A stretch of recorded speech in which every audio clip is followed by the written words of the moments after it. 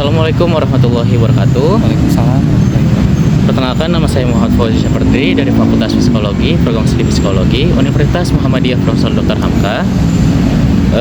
Di sini untuk memenuhi tugas mata kuliah observasi dan wawancara, saya ingin mewawancarai Saudara Zaki Naufal Ramadhani dengan judul Gen Z, Gen Strawberry, lemah atau sensitif di era dunia digital. Sebelumnya, apakah berkenan Saudara Zaki untuk saya wawancarai? Siap, berkenan. Oke, izinkan saya untuk minta tanda tangan dulu ya. Siap. Mungkin ya. Oke, terima kasih. Oke, kita masuk dalam pertanyaan ya. Oke, siap. Bagaimana sih menurut pendapat Saudara Zaki tentang gen strawberry yang dikatakan bahwa perspektif gen strawberry itu lemah atau mudah baper?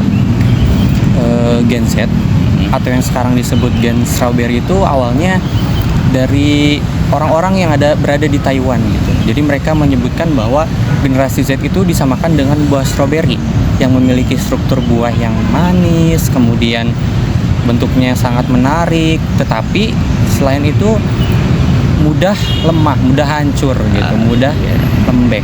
Nah, itu dia yang disebut dengan generasi strawberry menurut saya. Dan kemudian untuk generasi strawberry yang dikatakan lemah dan mudah baper itu sendiri, saya tidak setuju, karena pada dasarnya lemah dan mudah baper itu tergantung pada perspektif seseorang gitu. Jadi beda-beda pendapat. Kemudian lemah itu kan merupakan suatu sikap yang atau cara pandang seseorang ya. Jadi bukan berarti Gen Z itu semua disamaratakan memiliki sifat yang lemah gitu. Karena pada dasarnya setiap manusia itu memiliki sifatnya masing-masing gitu. Termasuk memiliki kelemahannya masing-masing gitu. Tapi di balik kelemahan itu pasti setiap orang mempunyai kelebihannya gitu yang bisa mereka asah gitu menurut saya. Bisa lebihnya ke individual ya, sama Ya, lingkungan betul. ya. Ya, itu salah satu yang mempengaruhi sih. Oke.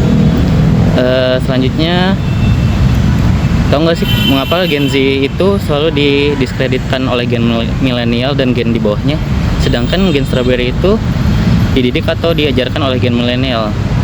Gimana pandangan Saudara Zaki tentang fenomena tersebut?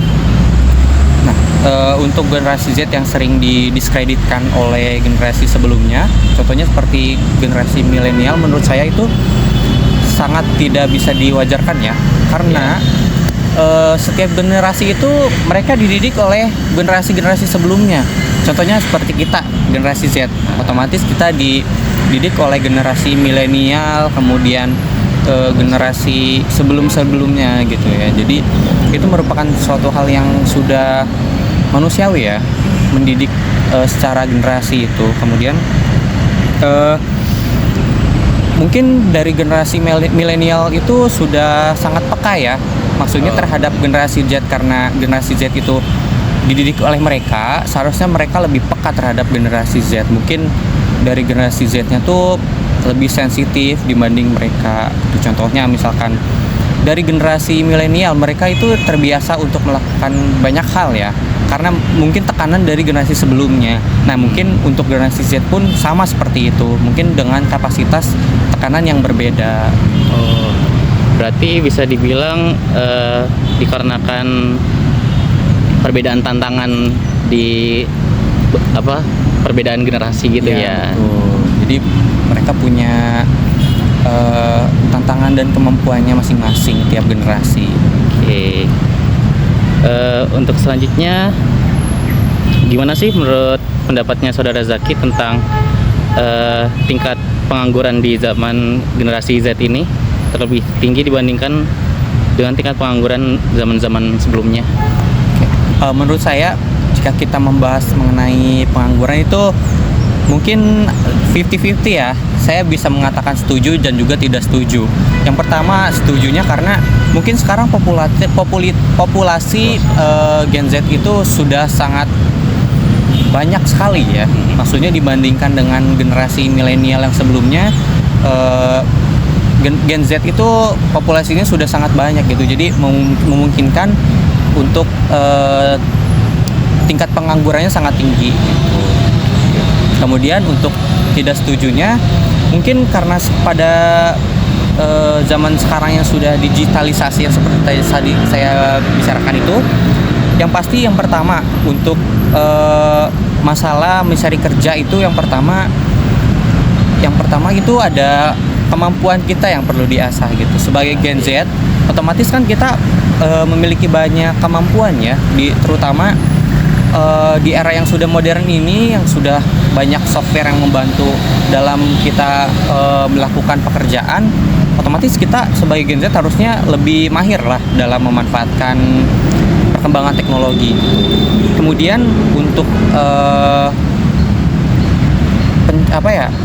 mencari pekerjaan yang sulit itu faktornya kemudian dari persaingan yang ketat gitu. Karena banyaknya populasi, banyaknya fresh graduate, banyaknya orang yang mencari kerja, sedangkan perusahaan-perusahaan itu mungkin sekarang semakin minim ya. Nah, itu yang menyebabkan adanya tingkat pengangguran yang mungkin lebih tinggi dari generasi Z. Oke, jadi intinya kita sebagai Gen Z ini jangan males-malesan banget ya. Harus banyak meningkatkan value kita gitu. Oke, selanjutnya solusi dan pendapat saudara tentang mengatasi tingkat pengangguran Gen Z ini dan cara menghindari pandangan buruk terhadap Gen Z ini gimana? Baik. Untuk solusi mungkin itu sangat bermanfaat bagi diri saya sendiri terutama ya, yang nanti akan mulai mencari pekerjaan di kemudian hari. Yang pertama itu kita pastinya harus meningkatkan kompetensi diri, meningkatkan kemampuan kita gitu, supaya apa yang kita apply itu sesuai dengan kemampuan kita gitu. Kemudian yang selanjutnya itu yang pasti kita tidak boleh abai terhadap kesehatan mental. Karena Gen Z pada saat ini itu mereka sudah aware terhadap mental health mereka sendiri gitu. Jadi dukungan kesehatan mental itu sangat penting lah. Begitu. Kalau cara menghindari pandangan buruknya bagaimana? Untuk pandangan buruk mungkin terhadap Gen Z, ini yang sangat penting sekali untuk kita terapkan ya dalam kehidupan sehari-hari. Karena Gen Z itu memiliki stereotip bahwa dipandang lemah seperti tadi dibilang, kemudian mudah baper. Yang pertama kita pastinya harus memperbanyak relasi. Karena dengan adanya relasi, dengan adanya hubungan dengan orang lain, itu tentunya akan meningkatkan value kita gitu. Kita akan dipandang, oh Gen Z nih ternyata hebat-hebat semua ya, seperti itu. Oh, oke, siap. Oke, sesi pertanyaan kita telah selesai, alhamdulillah. Terima kasih Saudara Zaki telah membantu wawancara saya juga untuk sesi kali ini. Wassalamualaikum warahmatullahi wabarakatuh. Waalaikumsalam warahmatullahi wabarakatuh. Assalamualaikum warahmatullahi wabarakatuh. Nama saya Zaki Ramadhani. Saya mahasiswa dari Fakultas Psikologi Universitas Muhammadiyah Profesor Dr. Hamka. Apa sih yang membuat saya kuat hingga saat ini? Jawabannya adalah diri saya sendiri. Karena dengan berbagai macam perjalanan yang sudah saya lalui, dengan berbagai rintangan yang sudah saya jalani hingga saat ini, yang membuat diri saya kuat adalah diri saya sendiri. Dengan segala banyaknya cobaan, kemudian saya selalu dipandang lemah, saya selalu dipandang, bisa apa sih lu emang bisa sukses ya, lu emang bisa lulus dengan predikat yang bagus gitu. Nah, yang selalu support saya adalah keluarga saya sendiri. Kemudian selain keluarga itu teman-teman, mungkin teman-teman yang sampai saat ini masih mensupport saya, kemudian yang masih selalu ada untuk saya sampai saat ini, dan hal tersebut itu yang membuat saya kuat untuk menjalani hidup hingga pada titik ini. Terima kasih sudah menonton video kami. Saya Bakti, Saya Zaki, Dan saya Fauzi. kami pamit undur diri. Wassalamualaikum warahmatullahi wabarakatuh. Bye.